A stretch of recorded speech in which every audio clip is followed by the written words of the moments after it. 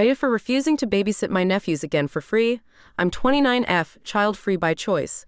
My sister Carlene is 27F, has two boys ages 3.5 and 2. We live close to each other and I've been in their lives since the beginning. We are each other's only family. We come from a broken and dysfunctional family. I love the boys, but they are a lot of work, especially on top of my own career and social work and my personal reasons for not wanting kids of my own. I watch them, help out, babysit probably 10 to 20 hours a week currently, and it's getting exhausting. The times I've been needed have slowly increased, and over the last 7-ish months it's been like this. At first it was Carlene looking for a part-time job, going to mandated courses to get unemployment, occasional movie nights with friends, etc., which I was okay with. Now I spend most of my free time at their house. Lately the cause has been that her best friend's mom is dying and Carlene needs to be there. She's a single mom, and I get that it's hard, but recently I feel like she's using me and I rarely see my fiancé as we both work shifts that change all the time. Sometimes when she's asked me to watch them and I've had some other plans, Carlene sends me a voice message of the boys crying, missing me, guilt-tripping me, saying it's such a shame I care more about myself than them, telling me she would ask someone else if she had anyone else to ask, saying really mean things about me being selfish for wanting to enjoy date night when she has to choose between her kids and her best friend's dying mom.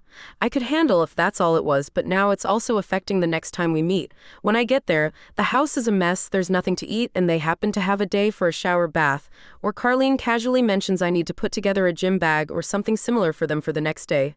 These weird, extra things that are obviously revenge. The first time this happened I assumed she'd be grateful I helped where I could, but it wouldn't be an issue if I didn't have time to do everything. I was quickly proven wrong.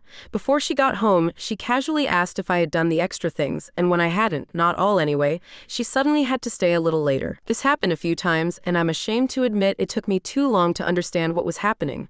I was just glad she was updating me on her estimated arrival timer. She usually never did that.